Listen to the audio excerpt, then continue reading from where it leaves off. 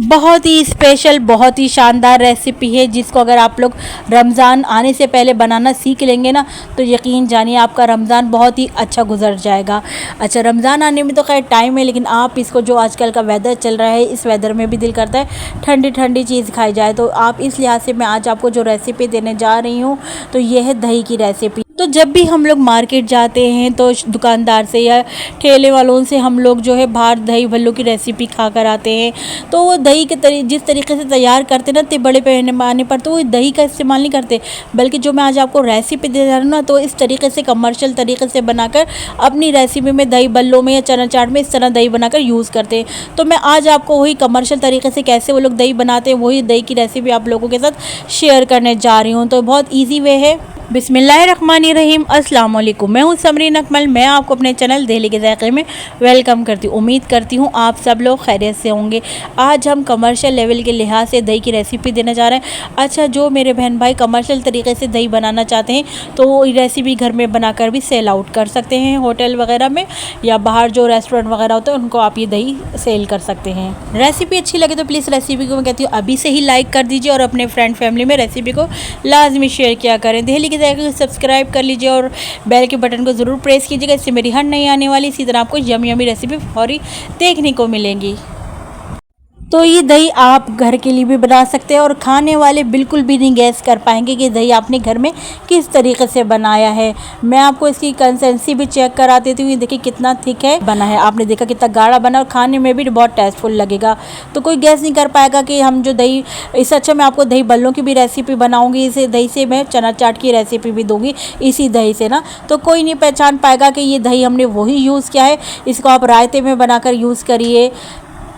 तो आए कमर्शियल तरीके से दही बनाने की रेसिपी देख लेते हैं कि किस तरीके से बनाया जाता है दही। तो कमर्शियल तरीके से दही बनाने के लिए यहाँ पर सबसे पहले मैंने प्याली ले ली है। अब इस प्याली में हम जो है कॉर्नफ्लोर शामिल कर रहे हैं, तो यहाँ पर मैं 4 टेबल स्पून जो है कॉर्नफ्लोर के शामिल कर दूँगी। साथ में ही मैंने यहाँ पर 1 कप जो है पानी ले लिया है। तो यहाँ पर हम 1 कप पानी सारा शामिल कर देंगे, लेकिन पहले हम थोड़ा थोड़ा पानी शामिल करेंगे ताकि जो कॉर्नफ्लोर है इसके लम्स ख़त्म हो जाए, इसकी गुठलियों को हम ख़त्म कर लें। जब अच्छी तरीके से इसके लम्स ख़त्म हो गए तो हमने फिर पूरा 1 कप जो है पानी यहाँ पर ऐड कर देंगे। तो सारा पानी हमने यहाँ पर शामिल कर दिया है। तो देखिए तमाम लम्स, तमाम गुठलियाँ जो है इसकी डिज़ोल्व हो गई हैं। तो अच्छी तरीके से यहाँ पर कॉर्नफ्लोर घुल गया है। अब आ जाते हैं नेक्स्ट स्टेप की तरफ। अच्छा, यहाँ पर मैंने एक पतीली ले ली है। पतीली में हम यहाँ पर 3 कप पानी शामिल करेंगे। टोटल जो है इसमें 4 कप दही, 4 कप पानी यूज़ हुआ है इस दही में। तो 1 कप आपने देखा हमने कॉर्नफ्लोर में शामिल किया, कॉर्नफ्लोर को घोलने में, और 3 कप पानी के हम यहाँ पतीली में शामिल कर दिए हैं। अच्छा, अब हमने 3 कप पानी शामिल कर दिया है, तो अब हम यहाँ पर फ्लेम को ऑन कर लेंगे। तो देखिए यहाँ हमने फ्लेम को ऑन कर लिया है। अब पानी को हमने गर्म होने देना है। जब पानी में एक अच्छा सा जोश आ जाएगा, उबाल आ जाएगा, तो फिर हम इसमें शामिल कर देंगे। तो देखिए मैं आपको दिखाती हूँ अभी हम जब ये किस टाइम पर हम शामिल करेंगे, जब इसमें से उबाल आने लग जाएगा। अच्छा, मैंने यहाँ पर पतीले के ऊपर लिड रख दी थी ताकि पानी जल्दी से गर्म हो जाए। तो देखिए ये पानी में आप देख रहे हैं इस तरह बबल्स आने लगे हैं। तो इस टाइम पर हम शामिल कर देंगे, यहाँ पर मैं नमक शामिल कर दूँगी। तो यहाँ पर मैं जो है 1/2 टीस्पून नमक शामिल कर दूँगी ताकि दही में जो एक अच्छा सा नमकीन सा टेस्ट आ जाए ना। तो यहाँ पर मैंने देखिए 1/2 टीस्पून नमक शामिल कर दिया है। नमक को हम मिक्स कर लेंगे।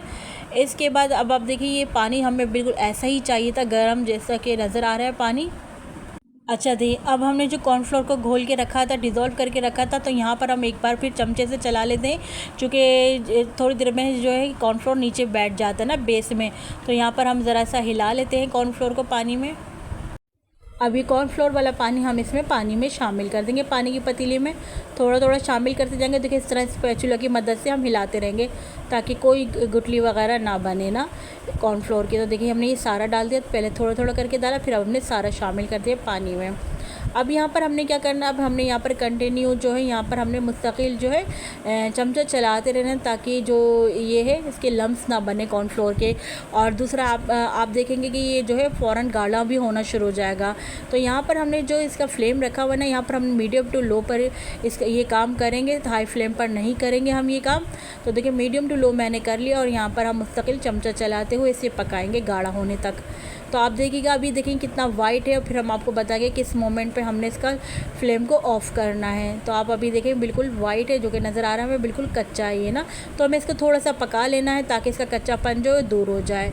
तो देखिए हम मुस्तकिल जब से चमचा चला ही रहे हैं, और आप ये देखें कि इसका कलर क्या था और अब क्या हो गया इसका कलर ना। तो ये देखिए आप साइडों से आपको नज़र आ रहा होगा कि जो है ट्रांसपेरेंट इसका कलर हो गया है कॉर्नफ्लोर का।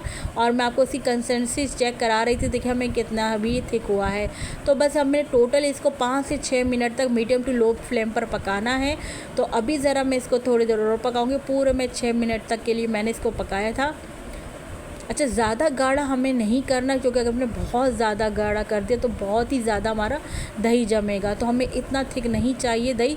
हम आपको इसकी कंसिस्टेंसी चेक कराते रहेंगे कि हम किस मोमेंट पर आकर यहाँ पर फ्लेम ऑफ कर देंगे। और आपको पता है ठंडा होने पर जो है ये कॉर्नफ्लोर मज़ीद गाढ़ा भी होगा। तो यहाँ पर देखिए हम चमचा चलाते रहेंगे, और हम आपको पूरे 6 मिनट का हमने टाइम आपको बताया कि हमने 6 मिनट तक इसको पकाया है। अच्छा, यहाँ तक आप लोग मेरी रेसिपी देखते देखते पहुँच गए, तो आप तमाम व्यूवर्स जो नए देखने वाले हैं, या जिन लोगों ने अभी तक दहली के ज़ायक़े को सब्सक्राइब नहीं किया है, तो आप तमाम नए व्यूवर्स से रिक्वेस्ट है कि इस दहली के ज़ायक़े को सब्सक्राइब कर लीजिए, बेल के बटन को ज़रूर प्रेस कीजिएगा। इससे मेरी हर नई आने वाली रेसिपी आपको फ़ौरी देखने को मिलेगी। रेसिपी अच्छी लग रही हो तो प्लीज़ काइंडली रेसिपी को लाइक अभी से ही कर दीजिए, और रेसिपी को अपने फ्रेंड फैमिली में लाजमी शेयर किया करें। आप सबका बेहद शुक्रिया। तो देखिए हम ये जब से अभी तक हम इसको चला रहे हैं चमचे से, और देखिए जब इसमें से बबल उठने लग जाए ना, तो समझे कि हमारा जो कॉर्नफ्लोर है रेडी हो गया है, और हम वहाँ पर फ्लेम ऑफ़ कर देंगे। तो मैं आपको दिखाती हूँ हम किस मोमेंट पे आकर फ्लेम को ऑफ़ करेंगे।